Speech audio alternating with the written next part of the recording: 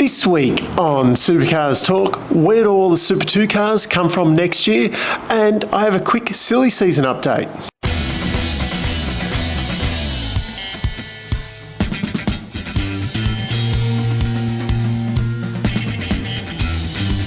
The big news this week is that Michael Masi, made very famous for the Abu Dhabi Grand Prix last year, looks like he's going to be taking up the seat recently vacated by Neil Crompton on the Supercars Commission.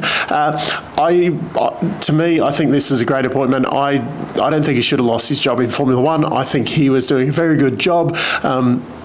Full disclosure, not a Hamilton fan, more of a Max fan, but I think he was doing a very difficult job by himself.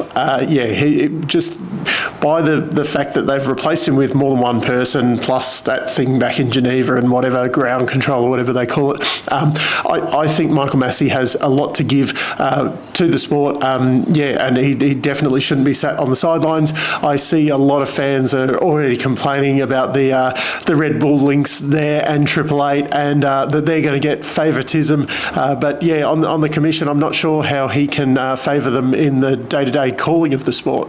One of the big topics come up very recently is where all the Super 2 cars are going to come from next year.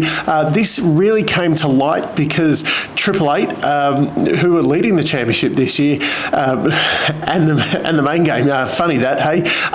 It's come to light that they don't actually own the current ZBs. They've already been sold to collectors, and they don't actually own the VFs that are running around in Super 2 this year.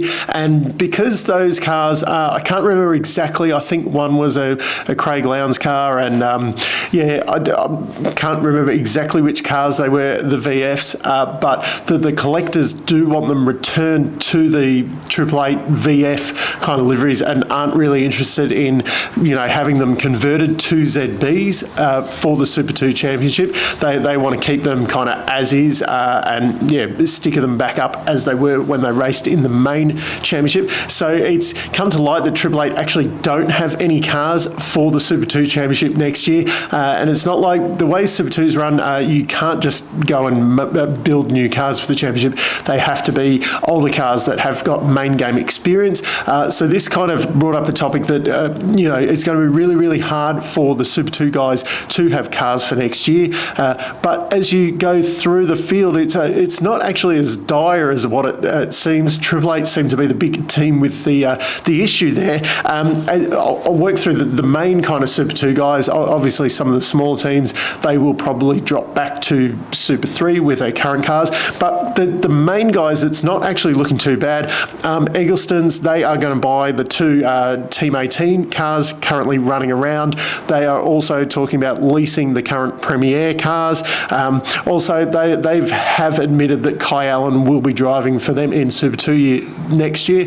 That is the kid who's dominating Super 3 at the moment for them.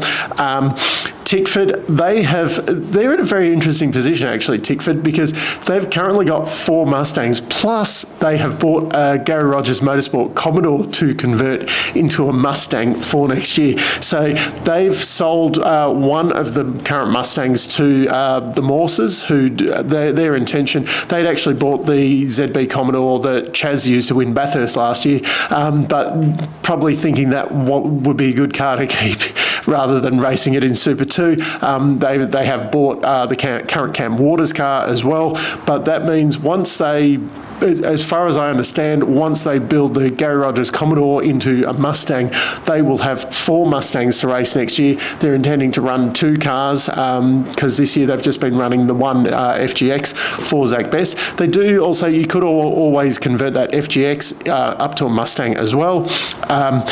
Matt Stone Racing, they're going to run their 2 current ZBs in Super 2 next year, and they're talking about running a 3rd car potentially, and that will be converting the current Aaron Seaton car over to a ZB. Matt White, they're probably the biggest question. They've got the 4 Altimas sat there ready to go. Obviously, that's not eligible for Super 2 next year, but could we just see them totally dominate Super 3 with those cars? it's more than likely that they would dominate, and probably knock on the door of, if not half, but a lot of the slower Super 2 guys. Groves, they're likely to drop out because, Matt Payne will be going up to the main game. It's also come out that the Kellys are the ones who actually own the 3 Mustangs that they've got there. They are not Grove cars. They own the Mustangs and all the paraphernalia. So they're talking that they might possibly start up Kelly Racing again. They've got a transporter. They've got 3 cars. They've even got an Ultima that they could run in Super 3, or each of them took one of the Ultimas and have got them in their garages at the moment. And the other big Super 2 team that's out there, Image Racing, they'll get the old Erebus cars again. So running through all of that, it's not looking as bad for Super 2 as, what's kind of been made out because of that 888 dilemma where they've sold all of their old cars early, which it does seem a little bit strange. I figured it's probably time for just a quick silly season recap, as there has been a few more confirmations. I'll just have a quick run through the field and where all of their drivers are at for next year. 888, of course, confirmed Shane Van Gisbergen and Brock Feeney will be there again. DJR have now confirmed that Anton and Will Davison will be staying again next year. Matt Stone, Jack LeBrock and Todd Hazelwood, they were signed up on a 2-year contract, so they're going nowhere. Walkshaw, Andretti, United, Chas Mostert and Nick Percat. Although there is some rumours swirling around about the Nick Percat seat. Genuinely, who would you replace him with? Because you're probably on a hiding to nothing. Of course, you got Jada kind of sniffing around there, but is a rookie going to be better off in that seat? The Fullwood experiment didn't work either. I think there's a bit more going on there than just the driver front. Erebus have confirmed that Brody Kostecki and Will Brown will be there again. Groves, Matt Payne is confirmed. Expected that David Reynolds will be there again. Tickford have confirmed all 4 drivers again for next year. Still a little bit of a question mark over the funding on a couple of those cars, but they seem quite keen, at least, on the face of things, to be running those 4 again. Team 18, Scott Pye is under contract, and apparently Frosty's new contract is very close. They're just about to sign it, so expect James Goulding to be announced there within the next couple of days.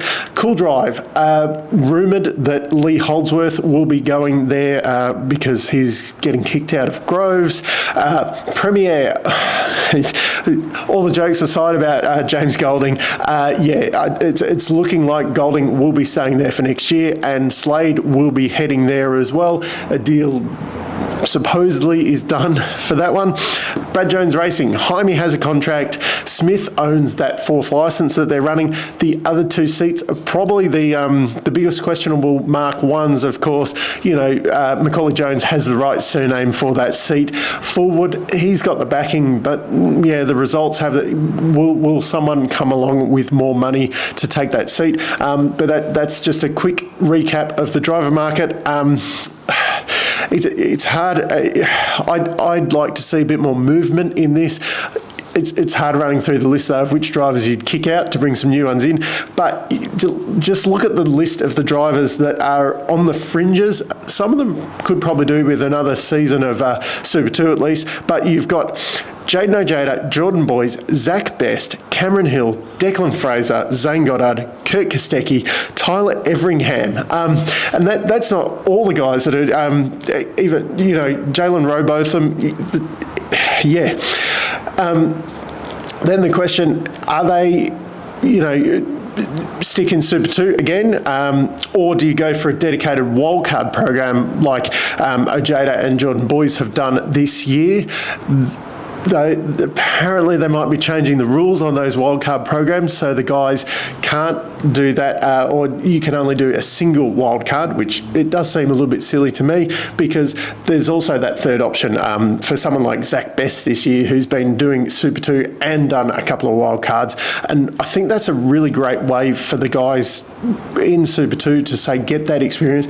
Maybe even if you said, if you're the Declan Fraser, Craig Lowndes, Bathurst wildcard, they can only do the one because it's Craig Lowndes coming back or whatever. But maybe if you look at a Super 2 guy like Zach Best who goes, right, I want to do a couple of wildcards, you say maybe if you're running the full Super 2 season, you can do a couple of wildcards as well to gain experience to make that step up, because I think the guys definitely need it, and it's a good way, a bit of a soft introduction for them. So that's it for this week. A quick final little thought. I only just learned that Western Australia had a second track, Collie Motorplex. Does anyone out there know if Supercars could race here as well as at Wanneroo, or is it just like a club kind of motorbike circuit there? But yeah, it was quite interesting to pick up on that. Is there any other tracks in Perth?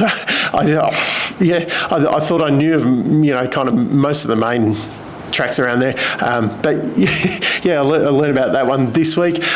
Let me know what you think of Michael Masi, and if he deserves a seat back here, or if he should go to hell, like there's a lot of people in the comments thinking. And until next time, I'm still Dave, and I'll catch you later.